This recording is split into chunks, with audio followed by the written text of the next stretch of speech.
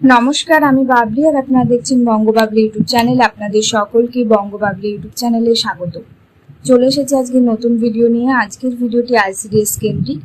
আজকের ভিডিওতে কথা বলবো একজন অঙ্গনওয়াড়ি কর্মী বা সহায়িকা যদি ট্রান্সফার নিতে চান তাহলে তাদেরকে কি কি করতে হবে। ভিডিওটি প্রথম থেকে শেষ পর্যন্ত দেখবেন। ভালো লাগলে অবশ্যই লাইক করবেন, শেয়ার করবেন। ইউটিউব চ্যানেলে নতুন হয়ে থাকলে চ্যানেলটি সাবস্ক্রাইব করবেন। পাশের বেল আইকনটি ক্লিক করে অল নোটিফিকেশন করে রাখবেন, তাহলে যখনই নতুন নতুন ভিডিও আপলোড করব আপনাদের কাছে সবার আগে নোটিফিকেশন চলে যাবে। চলুন আজকের ভিডিও শুরু করি। একজন অঙ্গনওয়াড়ি কর্মী বা সহায়িকা যদি ট্রান্সফার নিতে চান তাহলে আপনাকে অবশ্যই একটি প্রেয়ার দিতে হয় থ্রু প্রপার চ্যানেল।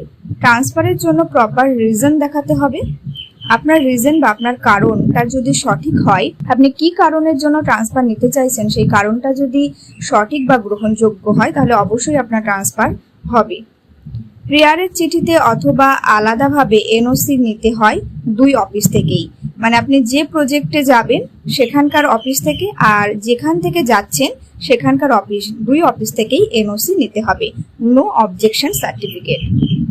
সাথে কিছু ডকুমেন্টস নিতে হবে, যেমন অ্যাপয়েন্টমেন্ট লেটার, জয়নিং লেটার। কি কারণে আপনি এই ট্রান্সফারটা নিতে চাইছেন সেই কারণের জন্য আপনাকে তার সাপোর্টে ডকুমেন্টস দিতে হবে। এগুলো দিলেই আপনার ট্রান্সফার হয়ে যাবে। ট্রান্সফার নেওয়ার জন্য এগুলোই করতে হবে। এই ছিল আজকের ভিডিওটি ভালো লাগলে অবশ্যই লাইক করবেন, শেয়ার করবেন, আর ইউটিউব চ্যানেলে নতুন হয়ে থাকলে চ্যানেলটি সাবস্ক্রাইব করবেন। আপনারা কমেন্ট করে জানাতে পারেন আর কি কি বিষয় নিয়ে ভিডিও বানালে ভালো হয়। চেষ্টা করব সেই সব বিষয় নিয়ে ভিডিও বানানোর। আজকের ভিডিও এখানে শেষ করলাম। সকলে ভালো থাকুন, সুস্থ থাকুন।